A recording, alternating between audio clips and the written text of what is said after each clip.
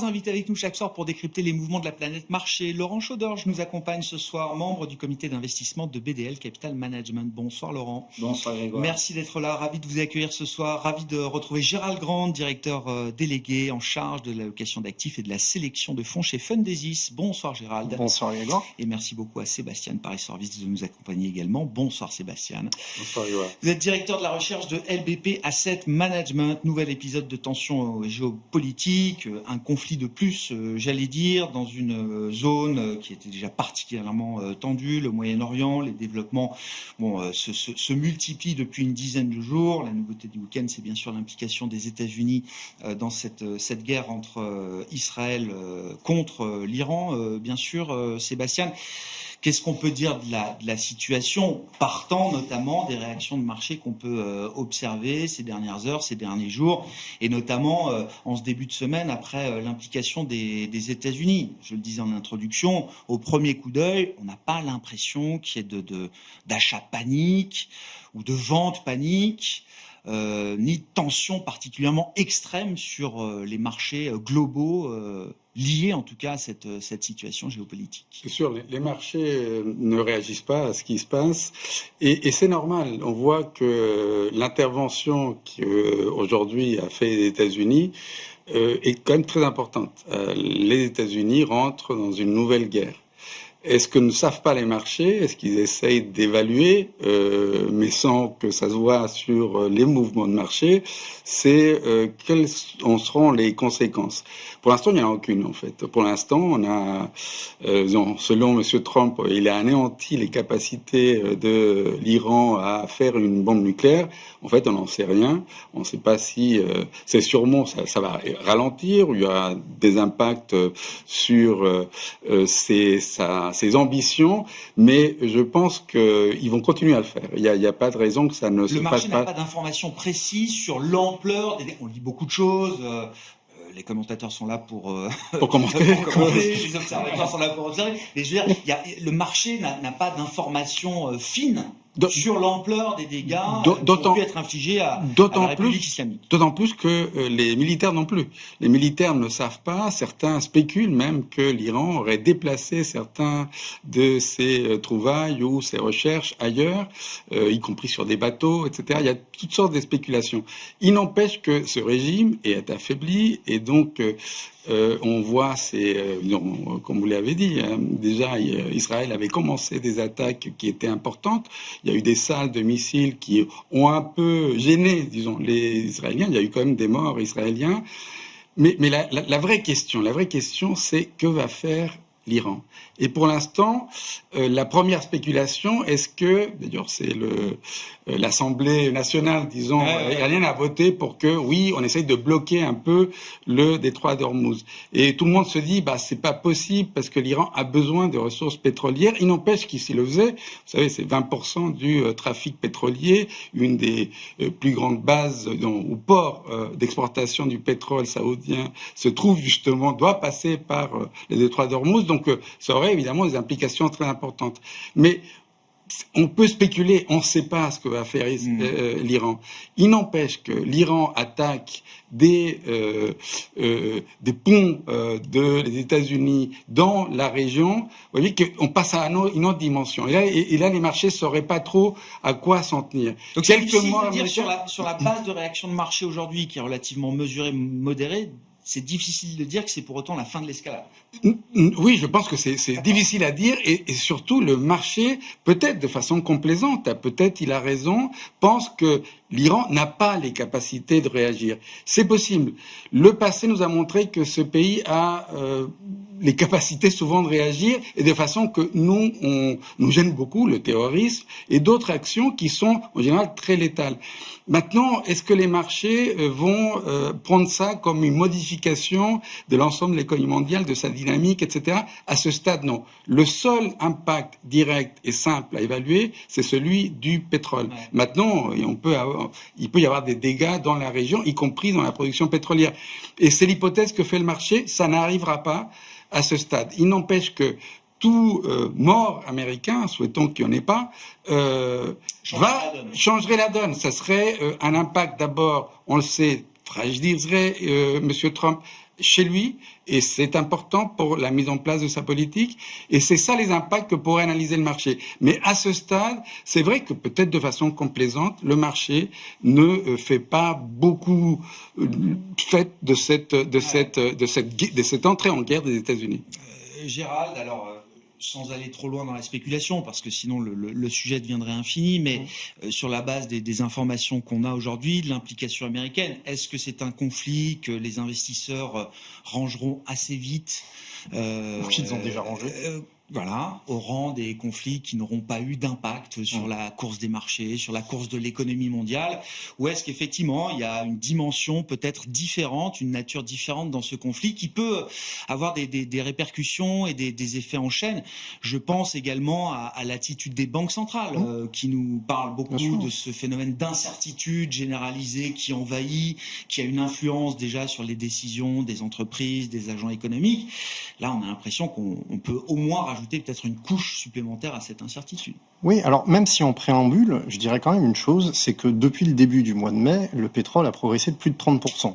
Donc effectivement, il n'a pas beaucoup réagi depuis le lancement des attaques, mais finalement, il avait probablement anticipé, et quand je dis il, ce sont les investisseurs bien évidemment, parce que ça s'est fait finalement dans un contexte un peu étonnant, puisqu'on entendait depuis des semaines qu'il y avait des discussions entre les États-Unis, l'Iran, pour essayer d'arranger un peu les choses, et puis finalement, voilà, on sait ce qu'il en est arrivé. Mais on partait d'un plongeon aussi lié à Liberation Day aussi. C'est vrai, mais on a eu quand même ce rebond anticipé. Ensuite, la deuxième chose, c'est que, je vais mettre des grosses guillemets, Israël a finalement choisi le bon moment, parce que ça tombe à un moment où on a l'OPEP qui est plutôt en train d'ouvrir les vannes, où on a l'Arabie Saoudite qui est du coup en capacité de fournir plus, parce que, alors je suis pas expert pétrole, mais il me semble qu'ils ont une capacité de l'ordre de 13 à 15 millions de barils jour, je crois, et qui sont aujourd'hui entre 9 et 10. 9 et 10, d'accord. Je sais pas, quelque chose comme ça, mais en gros, il y a une marge de 3 à 5 millions de barils jour qui pourraient remettre en marche.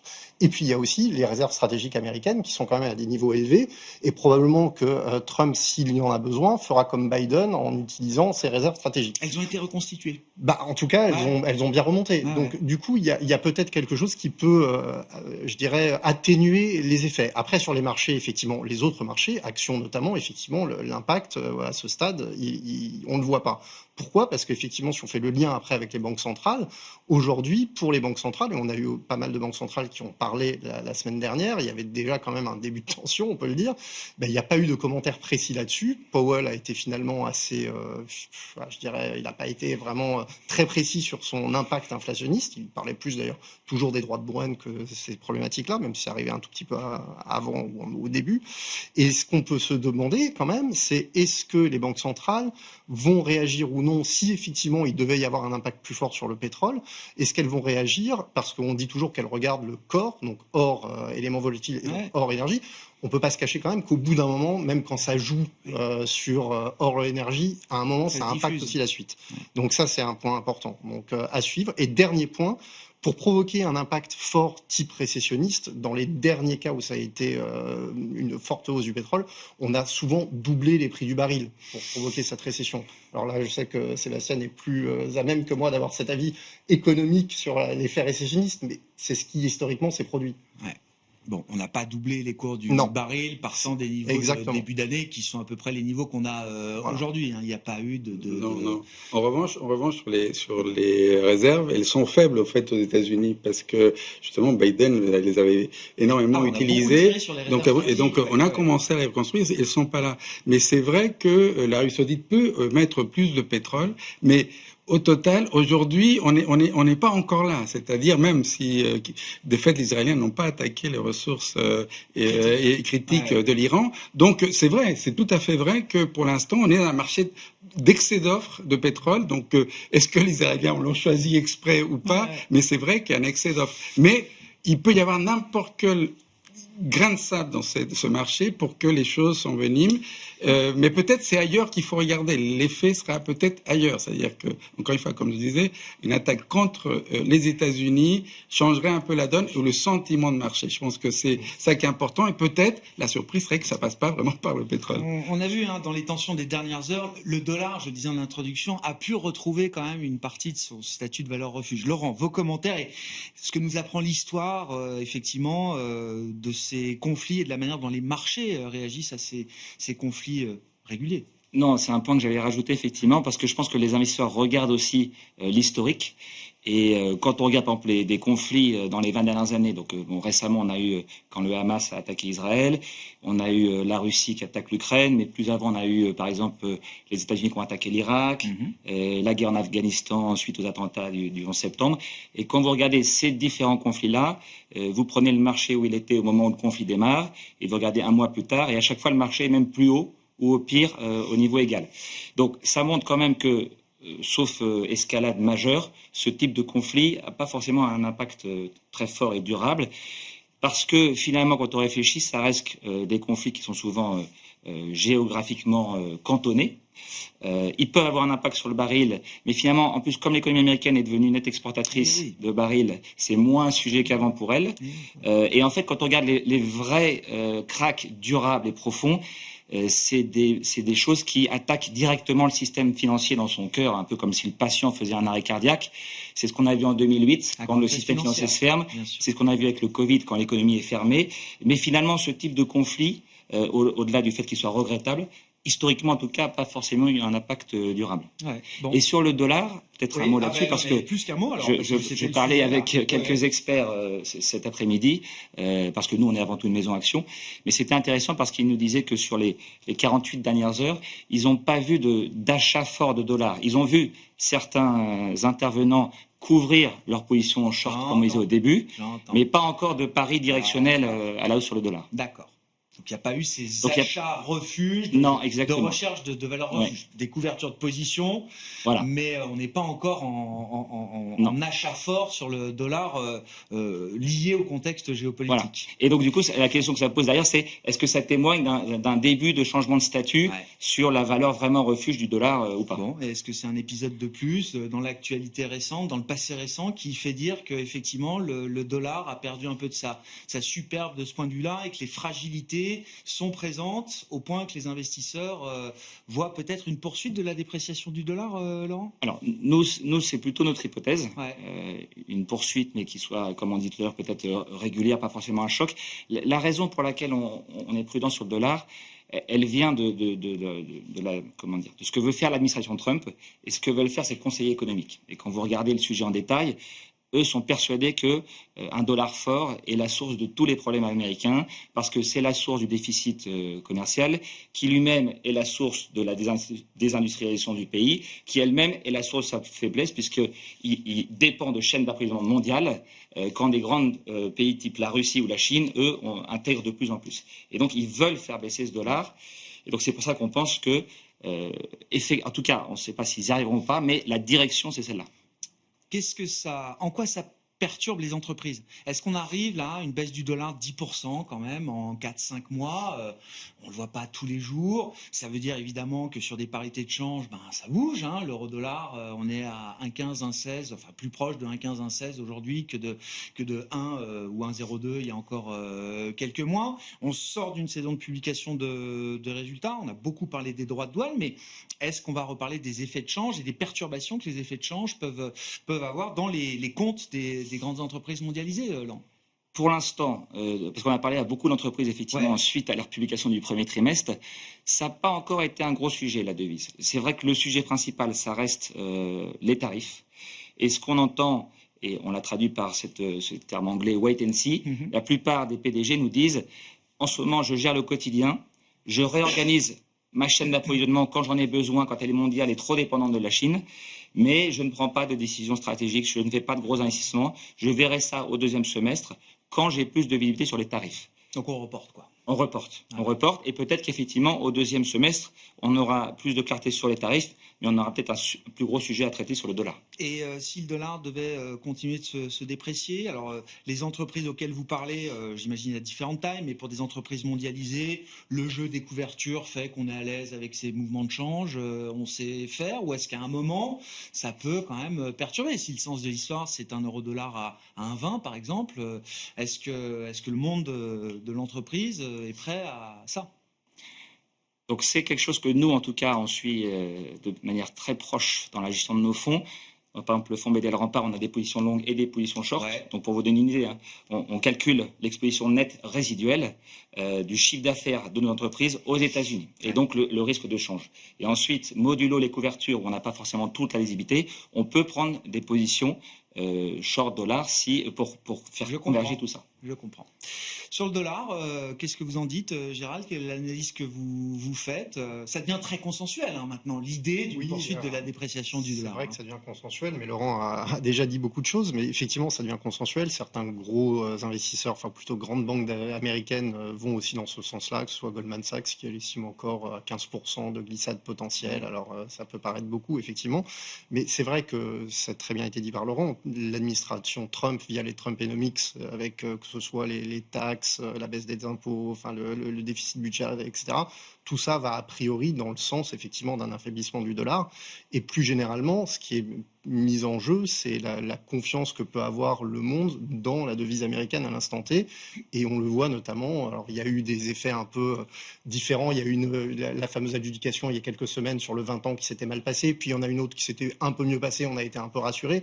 Mais globalement, ce que ça signifie aussi, c'est que les investisseurs au niveau mondial demandent une prime de terme peut-être un peu plus importante pour prêter à des pays qui effectivement dépensent plus que ce qu'ils ne gagnent. Et les États-Unis, ça commence à se voir un petit peu, même si historiquement, ils ont toujours pu être en mesure de financer leur déficit.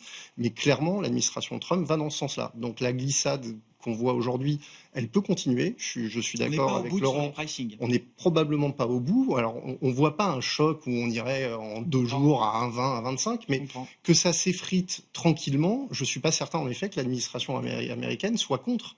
Donc, finalement, on peut très bien assister à cela, et ce qui est d'ailleurs pas plus mal qu'un décrochage très brusque. Hein. Ouais. Et puis, quand on regarde d'autres indicateurs plus classiques, que ce soit finalement les parités de pouvoir d'achat, on voit que ça va quand même dans ce sens-là. En revanche, il y a d'autres indicateurs, les écarts de taux, que tout le monde regarde, c'est vrai que ça plaide plutôt pour le dollar. Donc il y a des indicateurs qui sont en même temps assez contradictoires, ce qui peut prouver justement cette espèce de manque de confiance dans le dollar en ce moment. Et le dernier indicateur qui est intéressant à regarder, c'est le pourcentage de jours durant lesquels à la fois dollar, actions et obligations américaines baissent en même temps. En moyenne, depuis 3 ans, on est autour de 7,5%, si je ne dis pas de bêtises. Par an? En annualisé. Et là, depuis le début de l'année, on est autour de 5%. Il y a des pays comme le Brésil qui tourne à 20, le Royaume-Uni qui a eu un décrochage récemment qui tourne autour de 12,5, 13. Donc, ce qui signifie quand même qu'on n'est pas totalement dans ce manque de confiance, mais il y a quelque chose qui se passe. Oui. Très rare de voir effectivement vos actifs dans leur ensemble et votre devise baisser, surtout quand on s'appelle les États-Unis. Exactement. Sur la baisse du dollar, où est-ce qu'on en est? Qu'est-ce que vous en dites chez LBPAM, puisqu'on fait ce tour de table? Nous, maintenant, à très court terme, on est plutôt neutre. D'abord parce que effectivement, la Fed, nous, on pense qu'elle va prendre plus de temps à baisser ses taux, mais de façon plus fondamentale, l'administration ou la stratégie de l'administration peut être ce qu'elle veut. C'est pas eux qui vont faire baisser le dollar, sauf à faire des très mauvaises politiques. Pour l'instant, c'est des très mauvaises politiques et ça marche. Vous savez, baisser le dollar, c'est-à-dire qu'elles sont inflationnistes, elles jouent contre la croissance des États-Unis. Donc, on sait, en peu de temps, on est passé de l'exceptionnalisme américain à plutôt le minimalisme américain. C'est-à-dire, donc, et l'exceptionnalisme passait par cet avantage extravagant qu'avaient les États-Unis, c'est Giscard qui avait inventé cette expression sur la force du dollar, parce que les États-Unis regardent ça presque à l'allemande, mais de manière mercantiliste, c'est-à-dire que une monnaie plus faible nous permettrait d'être plus compétitifs. Les États-Unis ne seraient pas plus compétitifs. Aller concurrencer les Chinois sur tous les produits qu'ils produisent, il faudrait baisser les salaires de façon dingue aux États-Unis, donc ça n'arrivera pas. On va pas refaire des t-shirts aux États-Unis. Même Donald Trump l'a dit, je crois. Peut-être. Bon. Dans tous les cas, les casquettes, je crois qu'on raye le Made in China des casquettes MAGA. Donc, ça n'arrivera pas. Donc, c'est une mauvaise stratégie de faire. Bessène dit non, on veut un dollar fort, parce que le dollar fort apporte beaucoup de choses. C'est-à-dire, ce dollar fort n'est que l'expression du fait que c'est vrai. Il y a des capitaux qui vont aux États-Unis, qui permettent aux États-Unis, qui ont permis aux États-Unis de s'endetter moins cher que si le dollar venait, ou on anticipait une baisse très forte du dollar. Bref, il y a beaucoup d'éléments structurels qui, aujourd'hui, un jour, peut-être le dollar perdra sa suprématie. Aujourd'hui, il y a une thèse très intéressante, moi je trouve, de qu'est-ce qui pourrait affaiblir vraiment structurellement le dollar. C'est Kenneth Rogoff, chef économiste du FMI et un grand économiste, qui vient de publier un livre et qui dit une des plus grosses menaces en fait pour le dollar, c'est d'ailleurs quelque chose que voudrait faire Trump, c'est le Bitcoin ou les cybermonnaies. Et pourquoi ? Parce que les cybermonnaies, c'est celles qui aujourd'hui sont voulues et alimentent l'économie parallèle, que ce soit délictuelle ou l'évasion d'impôts, etc. Donc voilà une monnaie, si jamais on peut l'appeler une monnaie, qui pourrait menacer le dollar, parce que c'est vrai que par le marché au dollar. Et donc dans cette nébuleuse, le dollar joue un rôle très important. Donc un dollar, une demande de dollar qui s'affaiblirait dans cette économie parallèle agirait. Est-ce que on peut suivre le dollar marginal qui est là-dedans ? On peut pas. Mais voilà une piste peut-être pour Trump de dire voilà, le Bitcoin, on va le développer davantage et pourrait aider à faire baisser le dollar. Mais je pense que il peut continuer à baisser si les politiques continuent à être mauvaises, j'ai déjà dit erratiques, comme on l'a vu jusqu'à maintenant, et encore de créer une situation géopolitique pour les États-Unis complexe qui fragilise encore davantage, et il faut vraiment le prendre en compte la situation des républicains et surtout de M. Trump aux États-Unis. On verra comment l'histoire retourne. Oui, avec une situation politique compliquée pour lui. Effectivement, il a fait campagne sur l'isolationnisme et le non-interventionnisme américain, et il se retrouve aujourd'hui impliqué dans une guerre, j'allais dire entre guillemets, contre sa volonté. En tout cas, j'imagine que ça faisait pas partie de ce qu'il avait. Mais est-ce que l'euro va gagner ? Est-ce que l'euro va gagner dans cette course ? On voudrait que l'euro gagne. Voilà. Christine Lagarde essaye de nous suggérer que l'euro puisse avoir sa place en tant que monnaie de réserve. Parlons de l'Europe, justement. Si on regarde les compteurs au terme de ce premier semestre, sur les marchés d'actions notamment, Laurent, alors il y a eu cet épisode de volatilité, ce gros trou d'air quand même lié à Liberation Day, avec un rebond puissant, et notamment de la partie américaine, emmenée par la tech américaine. Mais si on regarde quand même 1er janvier jusqu'à aujourd'hui, fin juin, les actifs qui ont mieux performé, ce sont les actions émergentes, les actions européennes, et en dernier, les actions américaines. Quelle est la leçon un peu de ce classement, et qu'est-ce que ça nous indique de la dynamique et des tendances dans lesquelles les marchés sont embarqués aujourd'hui ? Alors, en début d'année, nous, on était déjà très positifs sur les actions européennes. On constatait qu'il y avait un pessimisme majeur et en même temps un optimisme majeur sur les marchés américains. Les valorisations étaient attractives et donc ça nous paraissait très cohérent. Il y avait un bon long short, quoi. Il y avait un très bon long short et d'ailleurs notre fonds principal, il est en hausse de 16%. Donc, effectivement. Alors maintenant, une fois qu'on a dit ça, c'est ce qui m'intéresse, c'est la suite. Nous, on pense que l'Europe conserve pas mal d'avantages par rapport aux États-Unis. Donc, si on regarde les trois grandes variables qui font bouger les marchés, on va dire ce qui est macro, la valorisation et les flux. Ouais. Donc, sur la macro, nous, ce qu'on voit, c'est que, mine de rien, l'inflation, elle est quand même mieux maîtrisée en Europe qu'aux États-Unis, ce qui a permis à la Banque centrale européenne de continuer à baisser les taux, parce que la Fed, elle a dû arrêter fin l'année dernière, je pense. Entre-temps, nous, on a continué. On en attend encore au moins une en Europe, donc on a un petit avantage taux d'intérêt. Sur la valorisation, c'est assez évident, on le voit bien, que les États-Unis sont très chers par rapport à leur propre historique et en absolu, à peu près à 22 fois les bénéfices. D'ailleurs, je ne sais pas si vous avez vu certaines études, mais historiquement, sur les 50 dernières années, quand vous achetez le S&P 500 à 22 fois les bénéfices, vous ne gagnez pas d'argent sur les 10 ans qui suivent. L'Europe, vous êtes plutôt à 13-14 fois. Donc, il n'y a plus de décote par rapport à l'historique, mais vous êtes dans votre moyenne. Il n'y a pas de problème de valorisation. Il y a un autre point qui, pour moi, est un changement majeur par rapport aux 15 dernières années, c'est la politique budgétaire. C'est-à-dire que si vous regardez les 10 dernières années, vous avez des Américains qui ont un déficit budgétaire colossal, jamais vu en tant que hors-guerre, qui est une partie non négligeable de leur croissance supérieure à l'Europe, et qui, du coup, est une partie non négligeable de la surperformance du S&P 500. Vous rentrez maintenant dans une phase plutôt restrictive aux États-Unis, en tout cas, plus d'expansion. Voilà. Au moment où, en revanche, en Europe, l'Allemagne casse tous les codes des 50 dernières années et vous dit je vais m'endetter à hauteur de 1 000 milliards d'euros sur les 10 prochaines années, et du coup, ça va faire un effet boule de neige sur les autres pays. Donc, on change complètement la donne là-dessus. Et puis, le dernier point, c'est les flux. Donc, quand vous regardez les flux, donc quand je parle des flux, je parle des souscriptions, des rachats sur les fonds actions américaines et sur les fonds actions européennes. Vous prenez les fonds actions américaines sur les 5 dernières années, vous n'avez eu que des souscriptions à hauteur de 1 300 milliards de dollars. Sur l'Europe, vous n'avez eu que des rachats à hauteur de 270 milliards. Depuis le début de l'année, pour la première fois en 5 ans, on a des souscriptions de nouveau en Europe.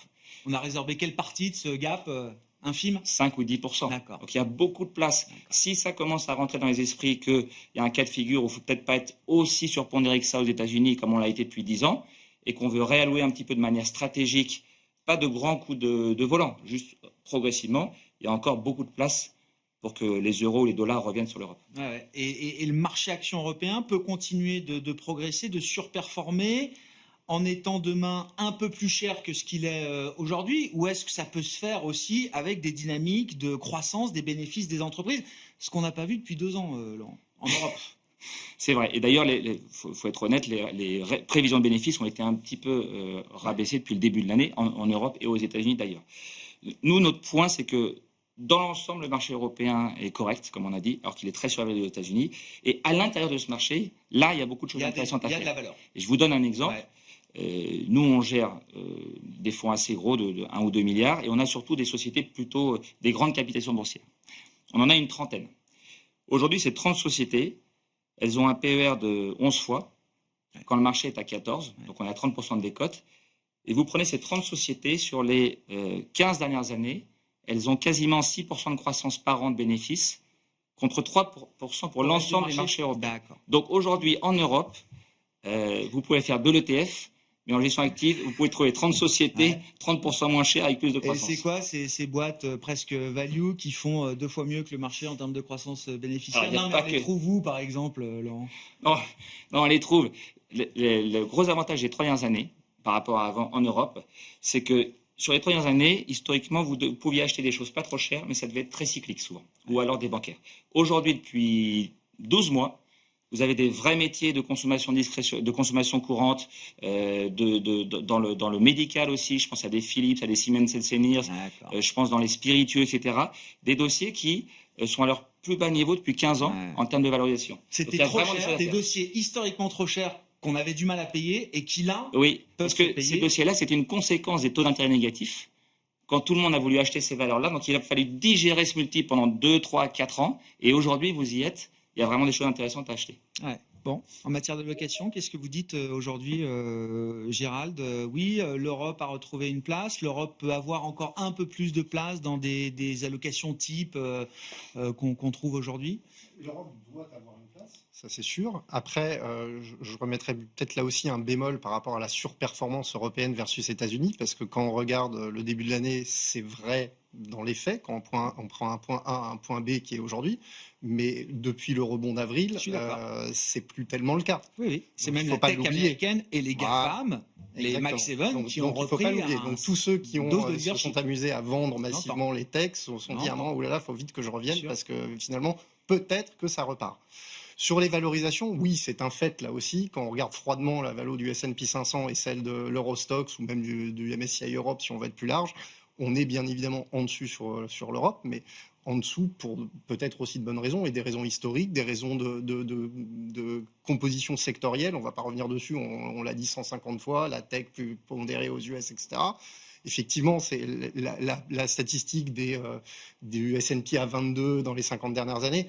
C'est vrai aussi, mais il y a 50 ans, il n'y avait peut-être pas 30% de tech qui avaient des résultats tels qu'ils sont aujourd'hui, avec des marges... La capacité à générer des profits n'était pas la même. L'histoire est un guide, mais c'est vrai que parfois, il faut raison garder. Mais il faut avoir de l'Europe, ça je suis totalement d'accord avec Laurent, il faut de toute façon être diversifié, surtout dans des phases où il y a un peu plus d'incertitude, comme on les vit depuis le début de l'année, puisque finalement, en dehors de cet épisode, Iran et Israël, qui est quand même majeur malgré tout, finalement, on pourrait se dire, on revient au début de l'année, on n'a pas plus de certitude. On est toujours à peu près dans les mêmes interrogations. Les guerres commerciales sont toujours en cours, les trêves arrivent quasiment à expiration. Alors en dehors, effectivement, de peut-être un peu plus de visibilité sur l'Europe, effectivement, bon, c'est pas ça. Voilà. Donc oui pour l'Europe, et puis après, il y a peut-être au sein de l'Europe des choses à faire. Alors évidemment, c'est vrai qu'on n'a pas parlé beaucoup de large cap, puisque Laurent l'a très bien dit, chez BDL, ils font des large cap et plutôt bien, mais il y a aussi des small cap dont personne n'a voulu pendant des années et qui commencent à souffler un peu pour de diverses raisons. D'abord parce qu'elles ont été là aussi et enfin, on n'en a plus voulu pendant longtemps, donc les valorisations sont très attractives, qu'il y a des boîtes qui ont des croissances de résultats qui sont belles, mais qui n'ont pas été reconnues sur les dernières années. Et puis aussi parce que finalement, les investisseurs commencent à s'y réintéresser également, parce qu'elles sont peut-être un peu plus immunes à la problématique justement des droits de douane. Et il y a des tas de boîtes comme ça en Europe, y compris en France, bien sûr, qui dans l'univers des small et mid intéressent de nouveaux investisseurs, et les small et mid surperforment largement. Un CAC Small est à plus 20 depuis le début de l'année. Depuis le début de l'année, exactement. Et donc, ça, dans les fonds que vous suivez, l'univers de fonds que vous suivez, ça se voit. Ça se voit, oui. Il y a de la bien sûr. collecte qui commence à arriver un petit peu ça, dans ces fonds-là. C'est peut-être effectivement le côté un peu négatif, on va dire, c'est que pour le moment, les gérants à qui on parle, il n'y en a pas beaucoup qui osent vous dire franchement, oui, ça revient. Ouais. Il y en a certains qui vous disent oui, on voit quand même de plus en plus de due diligence, comme on dit dans notre métier de la sélection. On nous encore du scepticisme. Il y a un peu de flux, mais c'est pas encore complètement revenu. Mais on sent, pas plus tard qu'au déjeuner d'aujourd'hui, j'en discutais avec un de mes confrères qui me disait, moi, ça fait 2-3 mois que j'en remets. Ouais. Et on sent qu'il y a quand même un frémissement. Mais c'est pas encore tout à fait ça.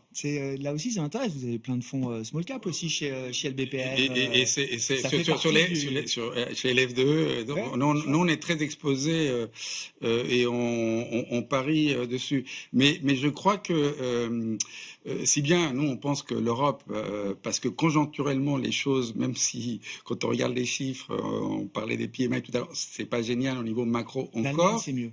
L'Allemagne c'est mieux. Et bien sûr, et l'avenir semble mieux. Il y a plus d'optimisme et pour les entreprises, c'est quand même pas un détail de se dire que la demande sera là pour pouvoir continuer à prospérer. Et c'est vrai que le contexte de politique économique est plus favorable. Et donc, en Allemagne, c'est de l'infrastructure et de l'armement. Donc, évidemment, tout le monde est surpondéré très fortement l'armement.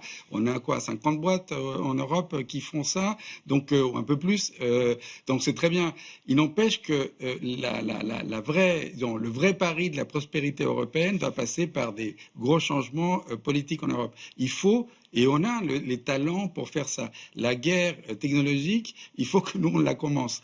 On a quelques pépites, quelques entreprises qui sont bien placées, mais on est très en retard. Et il faut qu'on fasse quelque chose, car moi, je ne vois pas aujourd'hui, la révolution, elle est là. Et on voit bien qu'elle avance et la vitesse, on ne la maîtrise pas. Sauf qu'à chaque jour, on a l'impression que ça va encore plus vite. On a des nouveaux robots, des nouvelles choses qui apprennent ce que beaucoup d'autres technologies avant ne savaient pas faire. Elles apprennent pour faire mieux pour demain. Et nous, on a des intelligences pour le faire. Elles continuent à partir souvent aux États-Unis et ailleurs. Et donc, on a des opportunités dans un contexte macro qui s'est beaucoup amélioré. On a beaucoup baissé les taux. Nous, le crédit, c'est très important pour les small caps, c'est très important. Et ça, c'est un moteur pour demain. Mais il y a des choses qu'on doit faire et c'est le moment. Si on ne le fait pas, on va rater non pas une décennie, mais beaucoup de choses pour l'avenir. Et donc, nous, on est placé là-dessus. On a une sorte de neutralité, mais c'est plus tactique. Dans ce monde, tous les bruits que vous avez signalés tout avant, sur la guerre, sur les réformes Trump, c'est trop de bruit pour que le marché puisse progresser de façon apaisée. C'est quand même une représentation de l'Europe dans les je pense que c'est le bon sens de l'histoire. Il faut que nous, on montre notre capacité à agir. Et c'est vrai que on est lent, c'est comme ça, mais on a cette possibilité de faire mieux. Il n'empêche que nous, une première étape pour la faire de façon plus, disons, pour être plus prudent, nous, on est beaucoup sur le crédit. Il y a beaucoup d'entreprises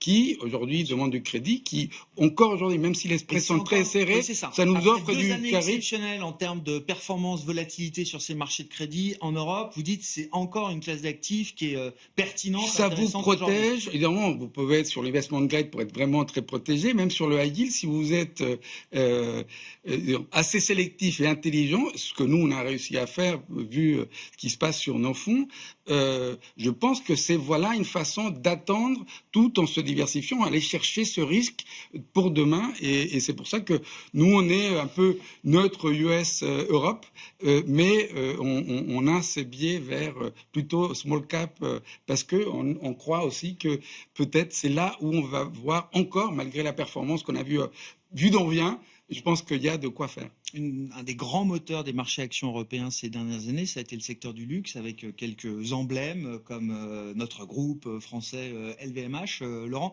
les équipes de BDL étaient en Chine là, ces derniers jours. Ils ont passé beaucoup de temps sur le terrain, sur la dimension consommation discrétionnaire, avec cette question de savoir quand est-ce que la Chine, qui a, je sais pas, généré 30, 40, 50% de la croissance du luxe, et donc du luxe européen et français, bien sûr, ces dernières années, quand est-ce que ce moteur-là va se rallumer? Qu'est-ce que les équipes ont pu observer et quelles sont les conclusions avec lesquelles elles sont revenues? On a passé 2 semaines là-bas sur le terrain. On a vu toutes les grandes marques, plus ou moins. On a vu des directeurs de magasins et aussi des propriétaires de grands magasins de malls, parce que ça se passe beaucoup là-bas aussi, qui nous ont expliqué notamment comment les loyers étaient fixés, etc., comment les discounts étaient faits, parce que les marques vous disent qu'il n'y a jamais de discount, et en fait, il y a parfois des vouchers qui sont donnés, donc c'est un discount déguisé, on va dire. Indirect, Oui. Et alors, nous, bon, les grands messages qu'on a... La grande conclusion, déjà, c'est de dire, enfin, c'est la nôtre, hein, c'est de dire il n'y aura pas de reprise du luxe en Chine avant au moins 2027. D'accord. Et 2, la reprise sera probablement moins rentable qu'elle n'a été historiquement. Alors pourquoi on dit ça? Sur le timing déjà, c'est que on voit bien quand on parle à ces gens-là, etc., le consommateur il a vraiment été affecté par cette crise immobilière chinoise. Cette crise elle-même, quand vous regardez sur plein de métriques, elle ressemble un peu dans son ampleur à la crise japonaise du début des années 90. Et quand vous regardez le marché du luxe au Japon à l'époque, donc fin des années 90, début 2000, il a mis 4-5 ans à s'en remettre. Donc le 4-5 ans que les entreprises nous disent, ça paraît assez cohérent. C'est à peu près ce calendrier-là. Exactement. Ah, okay. La deuxième chose qu'on voit à nouvelle... Alors, une chose qu'on pense en Occident qui n'est pas le cas sur place, c'est que les gens disent oui, mais ça repart pas parce qu'il y a une sorte de honte du luxe là-bas, on veut plus mettre le luxury shame. Vous vous baladez là-bas, il n'y a pas de sujet. Ils ont encore des beaux sacs à main, il y a des Ferrari dans les rues, ça n'a pas l'air d'être le gros sujet. Par contre, il y a une nouvelle tendance qui est que le consommateur chinois devient plus sophistiqué et donc il a 2 exigences. Un, il veut plus ressentir l'héritage chinois dans les produits qu'il achète. Et ça, il suffit plus de coller un dragon sur le sac à main, ça marche plus. Et donc, vous voyez plusieurs, je schématise, hein, mais vous voyez plusieurs marques de luxe occidentales qui, du coup, développent avec des petites entreprises locales chinoises, le tissu chinois, etc., pour modifier un petit peu leurs articles. Et puis, il y a aussi quand même l'émergence de certaines marques purement chinoises qui se développent aussi.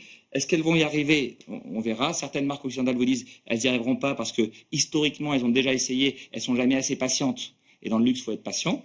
Mais la tendance est là.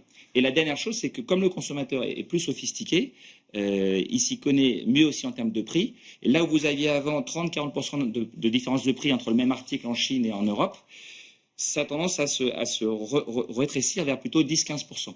Donc tout ça nous laisse dire que, 1, le timing est assez long, et 2, la rentabilité du luxe en Chine sera peut-être plus faible que ce qu'elle n'a été sur les 20 dernières années. Et ça veut dire qu'en termes de positionnement sur ce segment du luxe, fonctionnera ce qui est du vrai luxe, niche, avec cette valeur, ce statut, etc.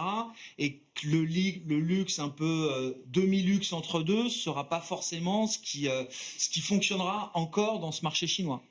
C'est notre avis. Donc plus de polarisation. Ouais, c'est notre avis et d'ailleurs c'est ce qu'on voit. Hein. C'est-à-dire qu'aujourd'hui vous avez quelques marques qui fonctionnent très bien, qui ont compris l'équation et qui ont des bonnes tendances, et d'autres qui ne marchent pas du tout. Ouais.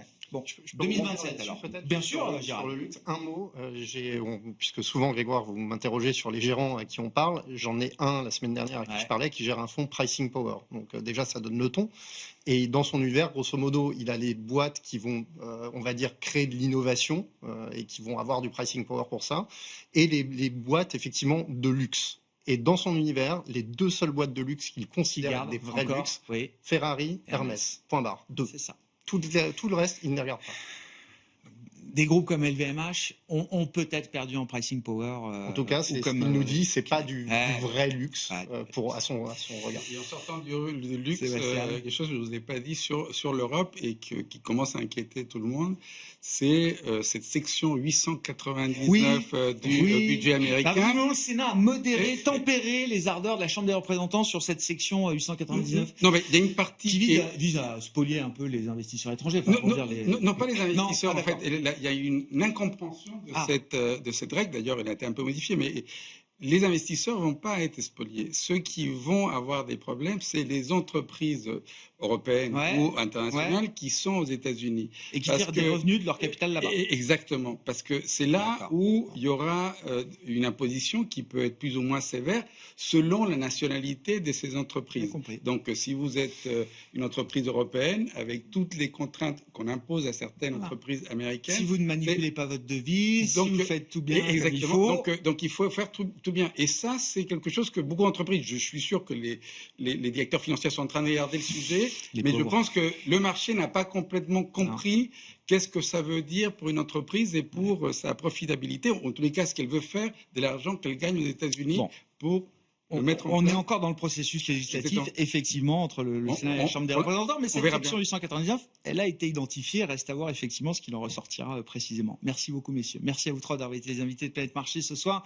Laurent Chauderge, BDL Capital Management, Sébastien Paris Service, LBPM et Gérald Grant, Fondelis.